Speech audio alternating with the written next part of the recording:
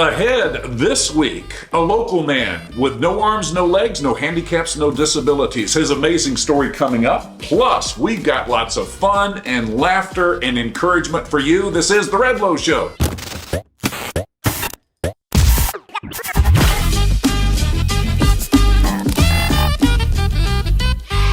I'm Charlie. This is not Candace. Not Candace. Candace is under the weather. They went on vacation. And she came back and she's really feeling kind of crummy. So I'm going to sit in for today. We are glad to have you, Ryan Clemens, here. And Ryan, you and I both love inspiration. I've known a guy in northern Indiana named Brett Eastburn, author of the book I'm Not Missing Anything. Born with no arms, no legs, but Ryan, he takes the approach of he has no handicaps or disabilities. It's amazing. It is. Yeah. And I had a chance to sit down with him recently and ask him his life approach. So my approach to life is, I think as long as you just keep coming back at things from enough different angles, that you can accomplish almost every goal you set in your life. And what I mean by almost is some goals you set, they're not even worth it for you in the long run. But the ones you truly want and need, I think if you go back enough times, you'll get it. Now, being born this way, I believe that God made me this way so that I could do what I want to do, have fun doing it, and then come here and show you that you can do anything that you truly want to do in life. And that's why I was born this way. Ryan, what do you think of that? I was pretty amazed by it. You look at your own life and think of what you feel that you are held back by. Mm-hmm. And then to see, basically his testimony that he felt that's the way that God made him. And he's, done so much with it. It's really inspiring. He's a comedian now, does a lot of VFWs, American Legions, all kinds of comedy. He's a motivational speaker and a funny storyteller. You're going to love this story of about 30 years ago. Him and a buddy got in a vehicle, and listen to this. So a buddy and I, when I was roughly 20 years old, we borrowed this lady's car. Now we had known her roughly 15 minutes when we borrowed the car. But honestly, all we were going to do is just take the car, go to the convenience store, grab a few things, come right back. So car's not set up for me to drive, so my friend jumps in the driver's seat, I climb in the passenger. The first stop sign we come to, he puts on her left turn signal. And as soon as he lets off the brake to turn left, we look across the street and there's two squad cars like right next to each other. And even to me, it looked like they were pointed right at us. So he slams on the brakes and he looks at me all wide-eyed. He's like, "Brett, I don't have a driver's license. I don't want to go by the cops and get pulled over. What do I do? What do I do?" I'm like, "Well, first of all, don't panic. Just don't go left." He's like, "Well, I got our left turn signal on." I go, "People can change their mind. Put on the right turn signal. We'll take the long way around. No big deal." So he changes signals. We go the long way. And the cops had seen us do that. The abrupt stop, the turn signal change, all that. So they ran the car while he's in the store. He goes in, gets what we need. When he comes back out, as soon as his butt hit that lady's front seat, 4 squad cars come flying into the parking lot. And they all pull out their pistols. By the way, this is me holding a pistol. It's much scarier when I'm holding a real pistol. But they're like, "Put your hands in the air." They're like, "Sir, put your hands in the air." "I got no hands." "Sir, put your hands out the window."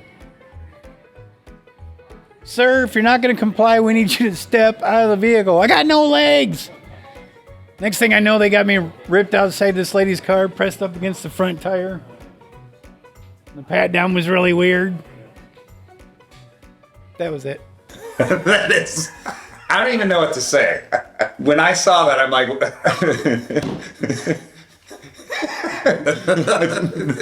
what he does. Brett is something. Check him out, BrettEastburn.com, and he'll be on our show from time to time. From one driven, dedicated, caring person to another, I'm looking forward to meeting Bev here at Redlow Group, so I'll step out for a bit and let you take over. Okay, sounds good. All right, we're here with Bev Tatlock.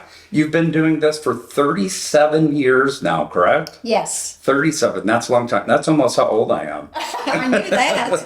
Actually, I've been working with Bev for about 16 years now, maybe a little bit over, on and off, over my history of real estate. one of the best people that I've ever worked with. She's just so good on the transaction side. When I've dealt with you, even before you worked with it, it was just wonderful. So thank you so much for being a part of the Redlow Group. You've been such a blessing to us. Thank you, and I feel the same way. Yeah. So I wanted to do something unscripted for our viewers because I think that obviously real estate is what we do. We love this show, but we want to get some information out to the people on, someone that has your tenure.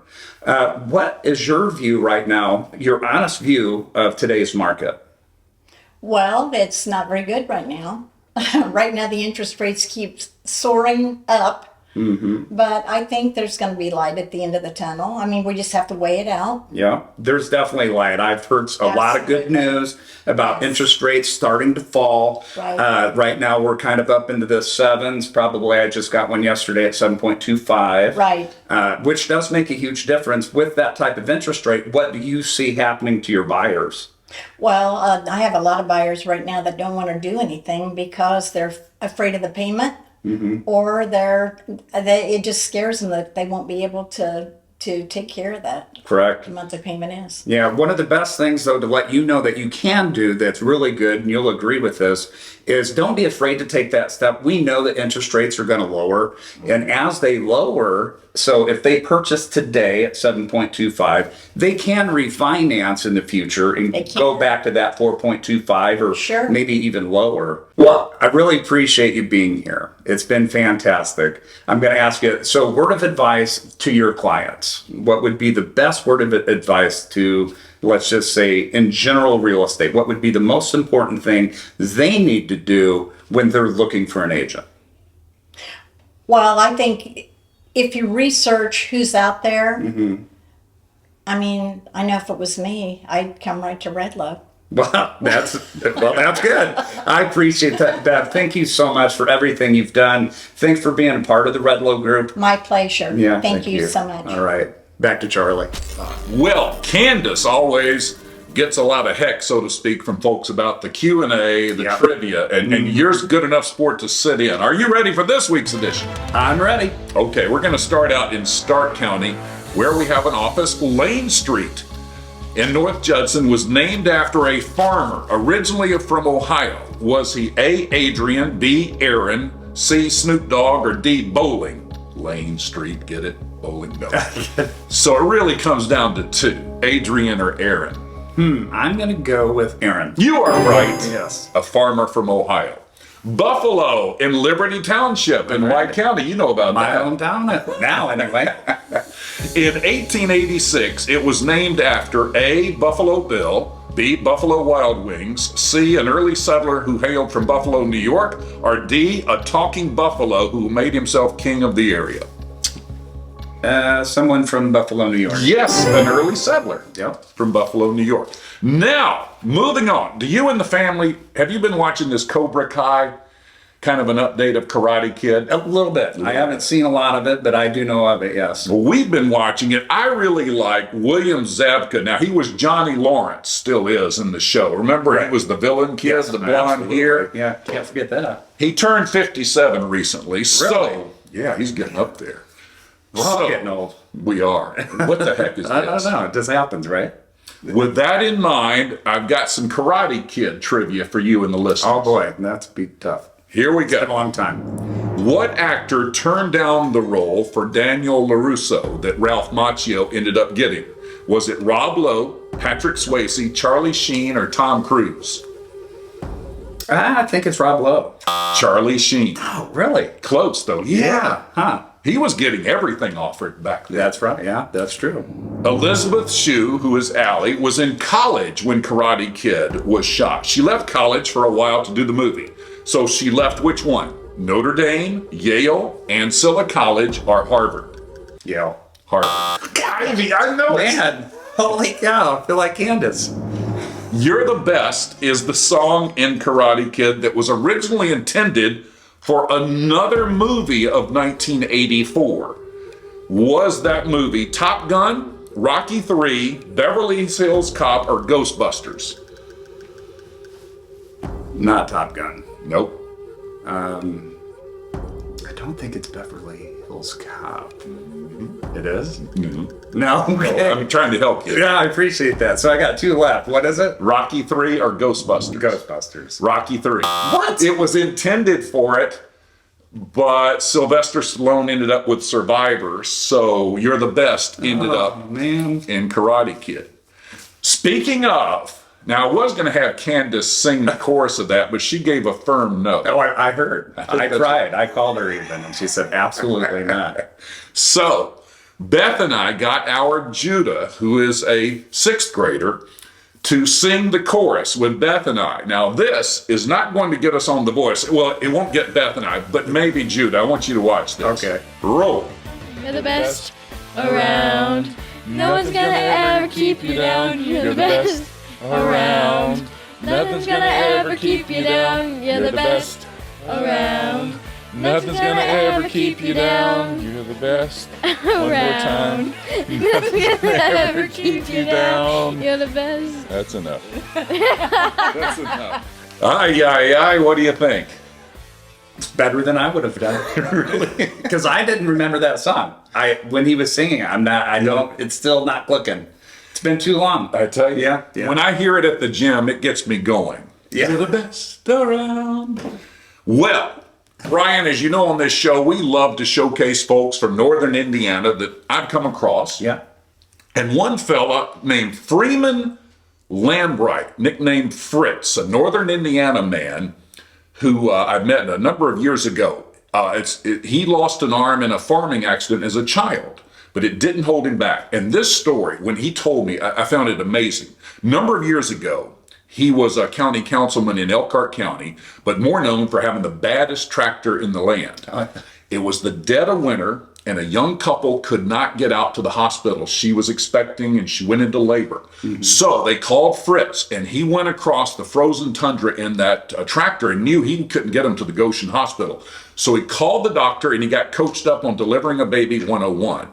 Fritz got there, delivered the baby with all those things you see in the movies, and they were so thankful they named the child Fritz. Really? Yes. That is pretty amazing. We've had a picture of him and his wife Jill in the Canadian Rockies. That's where I met him once on a group trip. Also, another story about Fritz was I was on this group trip with him one time, and everybody decided to have an impromptu in the hotel parking lot best legs of the men contest. Okay. And the women got 2 votes, but they could only vote for their husband or man once. Gotcha. Well, Fritz ended up winning, and we learned later it was because his wife Jill had insisted that he put lotion on his legs every day, which he found irritating, but he did. Gotcha. And that separated him.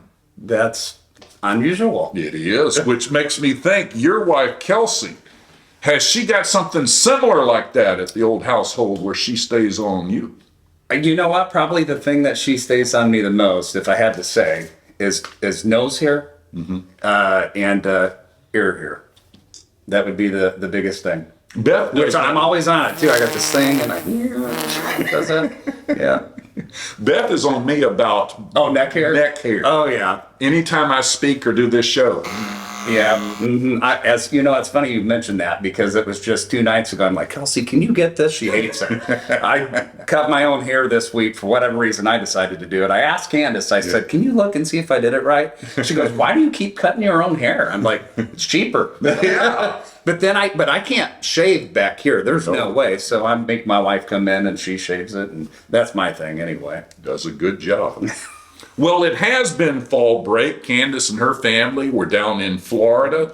Beth and I and Isabella, our kids and the grandkids, went to Lincoln Park Zoo. Have you been there in a while? No, I don't think I've ever been there. It's amazing, free admission. But I took some pictures. I'm kind of journalist guy. I subtly took pictures of people.